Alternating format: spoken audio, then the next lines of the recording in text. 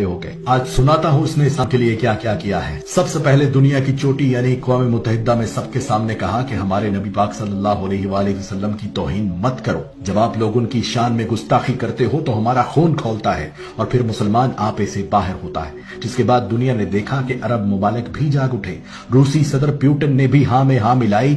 Chechnya کے مسلمان اش اش کر اٹھے۔ اردگان نے گلے سے لگایا۔ محمد بن سلمان چل کر پاکستان آیا۔ ملائیشیا، قطر، امارات، ایران، افغانستان، بنگلہ دیش، غرض ہر مسلمان ملک نے اس شخص کو خراج تحسین پیش کیا۔ اسی اسلامی جمہوریہ پاکستان میں قرآن مجید اور دیگر پاک کتابوں کے لیے امپورٹ کیے جانے والے پیپر تک پہ ٹیکس لگا ہوا تھا، جو ٹیکس اس عمران خان نے ختم کر دیا کہ دینی کتب ہر پاکستانی کم سے کم ہدیہ میں خرید سکے۔ سمندر پار سری لنکا میں وبا سے مرنے والوں کو جلا دیا جاتا تھا۔ وہاں کے مسلمانوں کی دہائی سن کر اس عمران خان نے سری لنکن حکمران کو اس بات پر قائل کیا کہ مسلمانوں کو اپنے پیاروں کو جنازے پڑھانے دو، جس کی بات مانتے ہوئے سری لنکا کی حکومت نے قانون بدل دیا۔